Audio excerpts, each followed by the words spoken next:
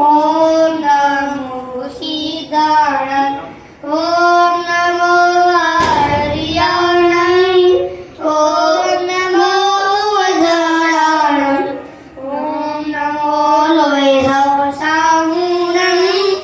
એસો પંચનમુકર સૌ પાપપણાસન મંગલાણં ચ સર્વેસિં પરમં હવૈ મંગલં, પરમં હવૈ મંગલં. બોલ શ્રી આદિશ્વર ભગવાન કી જય.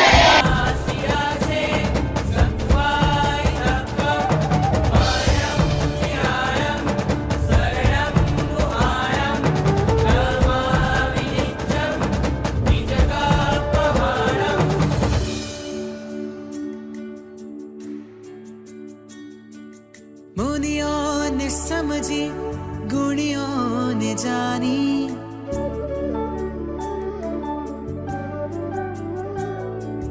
मुनियों ने समझी है गुणियों ने जानी, शास्त्रों की भाषा आगम की बानी. માટે એ ભણ્યા પછીની કારકિર્દી માટે એ લોકો લંડન ગયા, પણ ત્યાં જઈને પણ એ લોકો પોતાના દેશને ભૂલ્યા નથી, પોતાના વતનને ભૂલ્યા નથી, પોતાના ધર્મને ભૂલ્યા નથી, પોતાની સંસ્કૃતિને ભૂલ્યા નથી.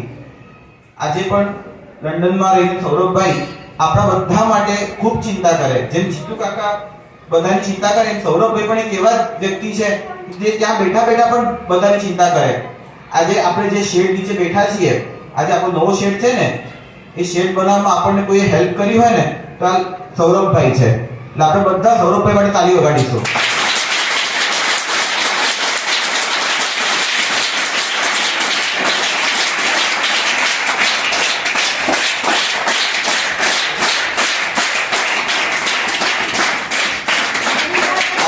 આ તો ખાલી શેડની વાત થઈ, પણ આપણે ત્યાં એમ્બ્યુલન્સ આવે છે કે નથી આવતી?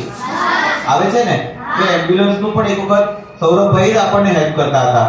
એટલે આપણી ભણવાની ચિંતા કરે, આપણા આરોગ્યની ચિંતા કરે, એમ દરેક વ્યક્તિની સુખની ચિંતા કરે એવા સૌરભભાઈ આપણે આજે હાજર છે.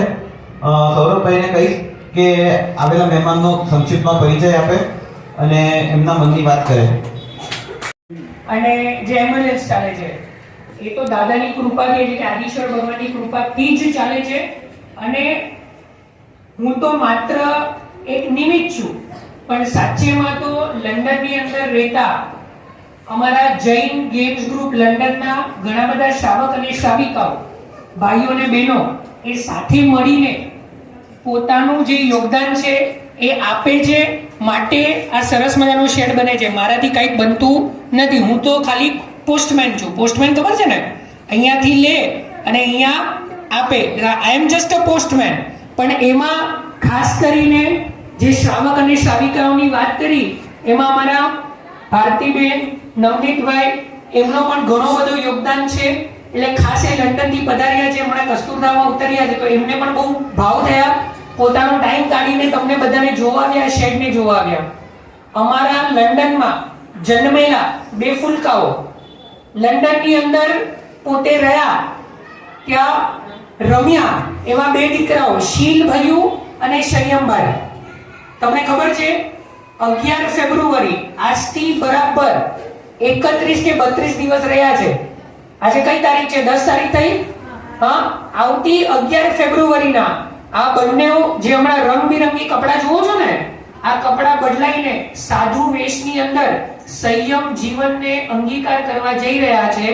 એવા આ શીલભાઈ અને સંયમભાઈ જે આગળ બેઠા છે, બરાબર. અને ક્યાંથી છે? એ ભારત દેશથી નથી, લંડનની અંદર એમની માતુશ્રી પાછળ સોનલબેન બેઠા છે, એમના મમ્મી છે પાછળ જુઓ, એ સોનલબેન. એમને એવા સંસ્કારો આપ્યા. તમને પણ નાથુભાઈ, આપણા હર્ષભાઈને બધા ઓળખો છો ને, બરાબર ને? નાથુભાઈ, હર્ષભાઈ અહીંયા ઇલેક્શનમાં ઉભા રહે તો છોકરાઓના વોટથી જીતી જાય, તો છોકરાઓના વોટ મળી જાય તો, બરાબર. તો તમને જેમ સંસ્કાર આપે છે એવી રીતે એમના માતુશ્રી, એમના પિતાશ્રી જન્મથી જૈન નથી, એ મહારાષ્ટ્રીયન છે. જન્મથી આમના પિતાશ્રી જન્મથી મહારાષ્ટ્રીયન છે. એ બંનેઓએ એવા સરસ મજાના સંસ્કાર આ બંને દીકરાઓને આપ્યા. એમની મોટી બેન આસ્થાબેન માત્ર 13 વર્ષના, એમને પણ દીક્ષા લીધી. આ બંનેની દીક્ષા 11 ફેબ્રુઆરીના છે, શીલ અને સંયમ. અને મને એવી ભાવના હતી કે એ પહેલી વાર શેડમાં આવે. આપણે એમના મુખેથી, હર્ષિતભાઈ નવકાર એમના મુખેથી સાંભળશું અને એમને દીવો પ્રગટીકરણ તો કર્યું, પણ એટલું પુણ્યશાળી આ બંનેઓ છે.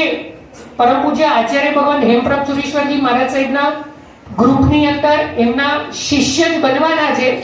એવા આપણા આ બંનેઓ એટલા પુણ્યશાળી બાળકો છે.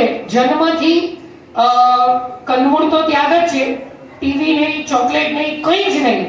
સ્કૂલમાં પણ પગ નથી મૂક્યો, કોઈ પણ વેસ્ટર્ન સ્કૂલમાં, કોઈ સ્કૂલમાં પગ નહીં. બધું જે ભણ્યા એ ગુરુ મહારાજ પાસે જ ભણ્યા છે. એવા બંને દીકરાઓના હસ્તક જ આપણે આ સરસ રીતે શેડનું કરાવવાની ભાવના હતી.